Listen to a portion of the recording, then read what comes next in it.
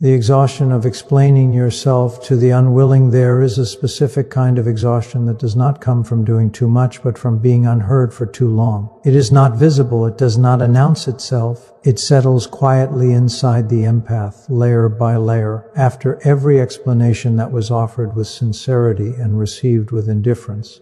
At first, explaining feels natural. Empaths explain because they are attuned to emotional nuance. They sense confusion before it becomes conflict. They clarify not to control the narrative, but to preserve connection. In the beginning, explanation feels like care. It feels like responsibility. It feels like emotional intelligence in action. But over time, something shifts. The empath begins to notice that their explanations are not deepening understanding. They are circling the same emotional ground. The words change, the tone softens, the intention remains pure, yet the result never evolves. The listener nods, perhaps even agrees, but nothing integrates, nothing changes. This is where exhaustion begins. Not because explaining is difficult, but because it becomes one-sided. The empath realizes they are speaking into a space that is not receptive. Their words are being processed intellectually, but not received emotionally. The explanation lands, but it does not stay. And slowly, explaining transforms into something else. It becomes a performance. The empath starts anticipating resistance. They choose words carefully, trimming honesty to avoid friction. They preempt reactions, defend decisions before they are questioned, and carry the emotional labor of making their truth palatable. What once felt like openness now feels like self-management. This is the hidden cost, because explaining yourself to the unwilling requires you to stay psychologically present in a place where your inner truth is already withdrawing. It creates a split between what you know and what you keep negotiating, between what feels aligned and what feels tolerated. That split is exhausting. The unwilling listener is rarely overtly hostile. That is what makes this dynamic so draining. They listen just enough to keep the conversation going, but not enough to change their position. They hear the words, but they do not allow those words to reshape their understanding. The empath eventually notices something painful but clarifying. The problem was never how clearly the truth was spoken. The problem was the absence of willingness to receive it. This realization arrives quietly, and when it does, the body responds before the mind fully accepts it. The empath feels tired after conversations that used to feel meaningful. Silence begins to feel safer than explanation, not because the empath has nothing to say, but because saying it no longer feels respected. Here is where emotional intelligence deepens. The empath recognizes that repeated explanation in the face of unwillingness is not patience, it is self-erosion. It teaches others that access to your inner world requires no responsibility on their part, that your clarity is endlessly available, even when it is disregarded. This is not bitterness, it is awareness. Emotionally intelligent empaths begin to distinguish between misunderstanding and unwillingness. Misunderstanding invites dialogue. Unwillingness resists it. One can be clarified. The other can only be accepted, and acceptance changes behavior. The empath stops explaining not out of spite, but out of self-preservation. They understand that clarity offered to the unwilling does not create connection.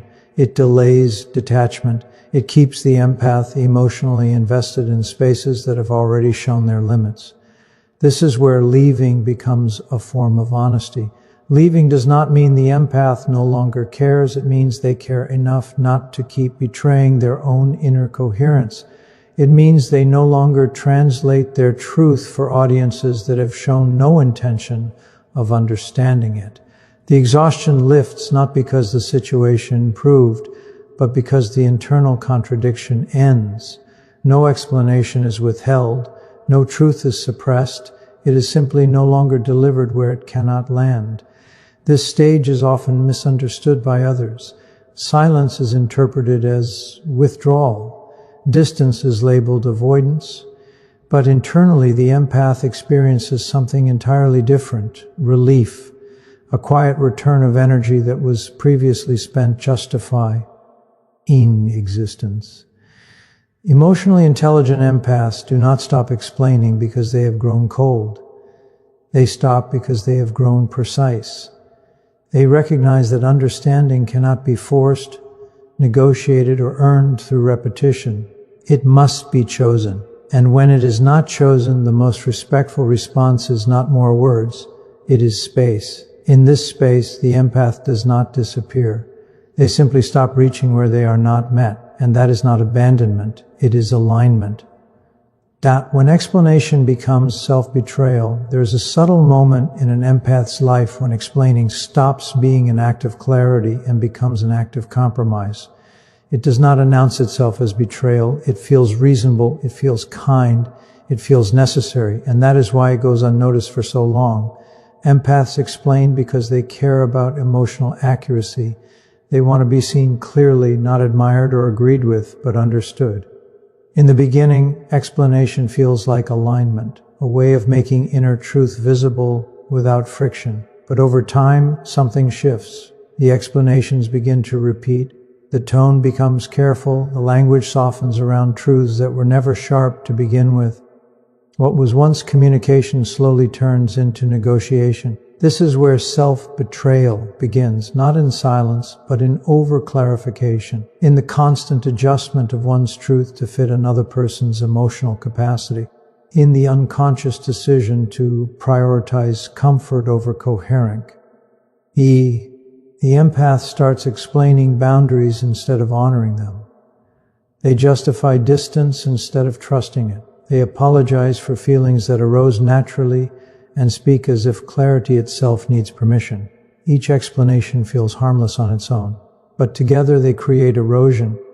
Because every time the empath explains something they already know to be true, they invite external validation into a space that should have remained internal.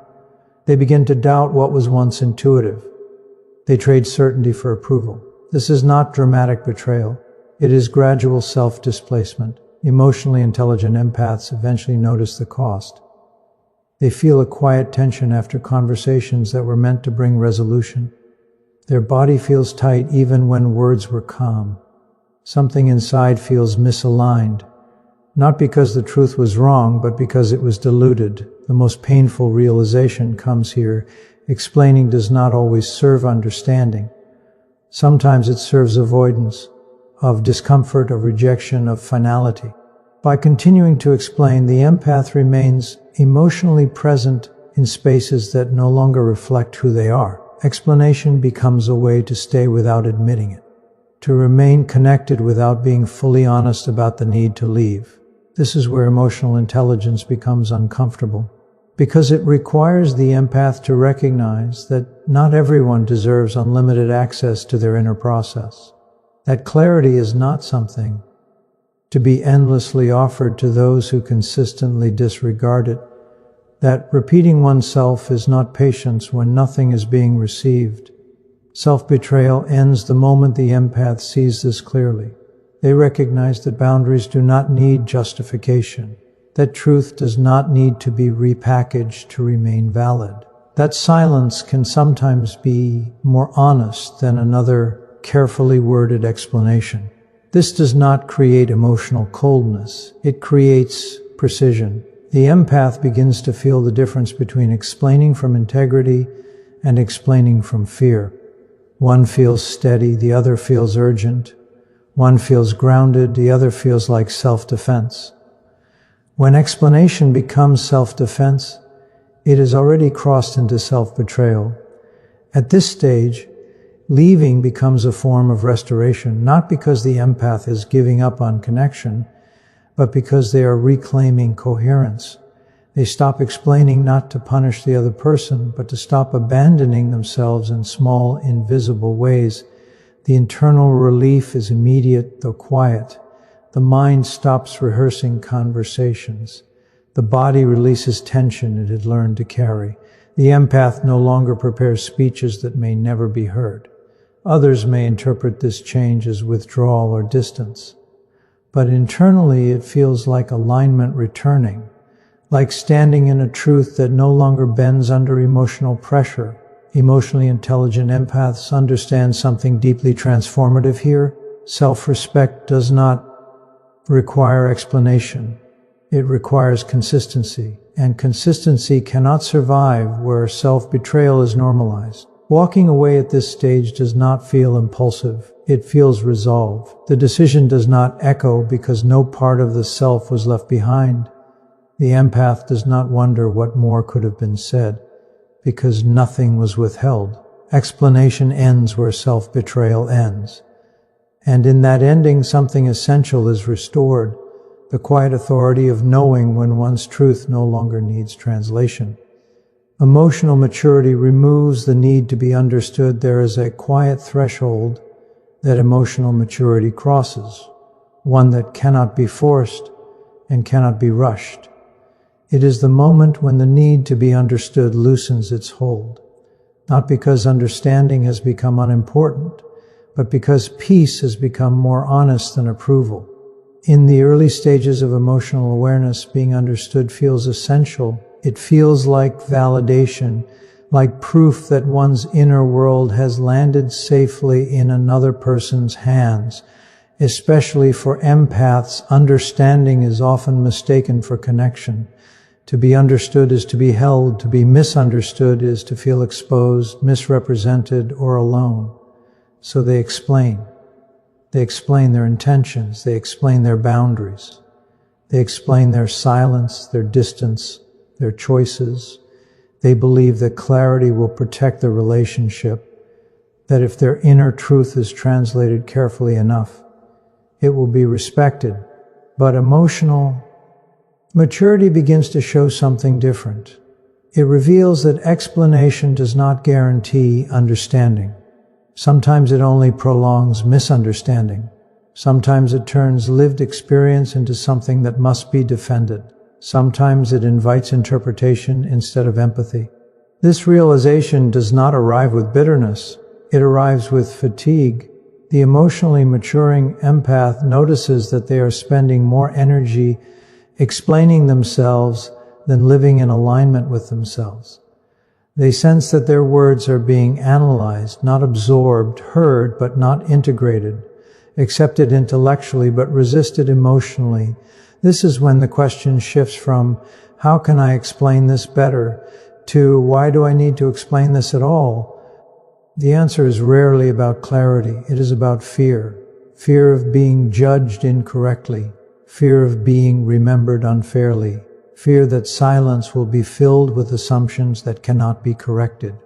Emotional maturity does not eliminate these fears. It reframes them. It shows that misunderstanding is not always a threat, that being seen inaccurately does not erase truth, that other people's interpretations belong to them, not to you. This is a profound internal shift. The emotionally mature person no longer experiences misunderstanding as an emergency. They stop rushing to correct the narrative. They stop managing impressions. They stop rehearsing conversations that exist only in their mind. They understand something quietly liberating. Understanding requires willingness on both sides, and no amount of explanation can replace another person's openness. This awareness creates steadiness. Silence no longer feels dangerous. Distance no longer feels like abandonment. Choices no longer require footnotes. The emotionally mature empath trusts the coherence of their own inner reasoning enough to let it stand without witnesses. This does not create emotional detachment. It creates emotional anchoring. For empaths, this stage is especially transformative. They are used to emotional bridging, to sensing, translating, and adjusting.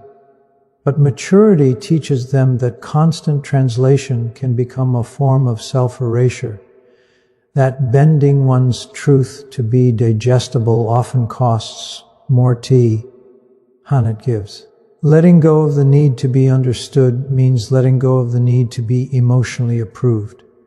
It means allowing others to feel confused, disappointed, or even wrong about you, without rushing in to rescue their comfort. This is not cruelty. It is respect for reality. Those who want to understand will ask. Those who are capable of understanding will listen. And those who are neither cannot be convinced. no matter how carefully the truth is offered. Emotional maturity accepts this without resentment. There is grief here, grief for the years spent explaining what should have been felt, grief for the relationships where understanding was always conditional, grief for the parts of the self that tried harder instead of standing firmer. But alongside that grief comes freedom. Freedom from defending decisions that are already complete. Freedom from narrating internal processes that do not require external validation. Freedom from carrying the emotional labor of being palatable. The emotionally mature empath does not become silent because they have nothing to say. They become selective because they have learned the cost of speaking where nothing is received. They speak where there is resonance. They are quiet where there is resistance. And when they leave, they do not leave with speeches or final explanations. They leave with clarity intact. Understanding at this stage becomes a bonus, not a requirement, because emotional maturity reveals a simple truth too. Hat changes everything. Peace does not come from being understood by everyone. It comes from being aligned with oneself. And that alignment does not need translation. Leaving as a sign of inner integration. There is a way of leaving that feels unfinished, heavy with doubt, emotional noise, and unanswered questions. It carries the weight of inner conflict, as if one part of the self has moved forward while another remains behind. But there is another way of leaving, quieter and unmistakably different. It is not driven by impulse or escape. It comes from inner integration. Inner integration is the moment when the emotional, rational, and intuitive parts of the self are no longer in opposition. For much of life, these parts pull in different directions. The heart longs for connection. The mind seeks logic and justification. The intuition senses misalignment long before it can be explained. Decisions made from this divided state are always exhausting because something essential is being overridden. Guilt lives in that override. When someone leaves while still emotionally divided, guilt follows. When the mind decides before the heart is ready, guilt lingers. When intuition is silenced to preserve familiarity, guilt becomes the cost of compliance. These departures feel loud inside, even if they appear calm on the surface. But emotionally integrated individuals do not leave from conflict. They leave from coherence. Integration begins with listening, not just to emotions, but to patterns. The individual notices repetition, the same emotional fatigue, the same internal resistance, the same quiet dread before certain interactions. Over time, these signals stop contradicting each other. The heart acknowledges what the intuition has long known. The mind stops arguing against what has already been felt. This is when clarity settles. Leaving from this place feels different. There is no urgency, no dramatic justification, no emotional bargaining. The decision does not echo because no part of the self is left unconvinced. Sadness may still exist, but it is clean. Compassion may still be present, but it is boundaried. Guilt, however, is absent, not because the person has become indifferent, but because guilt requires self-betrayal and integration leaves none behind. For empaths, this stage is especially significant. Empaths are accustomed to carrying emotional complexity for others. They often confuse endurance with depth and emotional labor with love. Integration teaches them that staying in misalignment does not preserve connection. It distorts it. Walking away becomes an act of honesty. Not honesty that needs explanation, but honesty that is embodied. The empath no longer negotiates their own boundaries internally. They no longer rehearse conversations to justify their departure. The leaving itself communicates what words no longer need to. Others may not understand this kind of exit. They may interpret it as coldness, avoidance, or abandonment. But inner integration does not depend on being understood. It depends on internal alignment. Those who are integrated accept misunderstanding without rushing to correct it. They understand that clarity does not require consensus, that peace does not require permission, and that staying to manage others' perceptions would fracture the very wholeness they have achieved. This is why leaving from integration feels final without being rigid. It is not a door slammed shut, it is a chapter completed. There is no desire to return and re-explain because nothing was withheld. Everything necessary was already felt, considered, and honored. The internal environment becomes quieter. The mind stops looping. The body releases tension. The intuition no longer needs to signal danger. This quiet is not emptiness. It is resolution. Leaving as a sign of inner integration does not mean abandoning empathy. It means allowing empathy to evolve into discernment. The individual still feels deeply, but no longer at the expense of coherence. They still care, but no longer in ways that fragment the self. In this state, walking away is not an act of separation. It is an act of return, a return to wholeness, a return to integrity, a return to a self that no longer needs to be divided in order to belong. And because the self is no longer divided, guilt has nowhere to take hold. The leaving is quiet because the work was done internally long before the departure. Nothing is rushed. Nothing is forced. Nothing is undone. It is simply time. And when someone leaves from that place, they do not feel regret. They feel complete.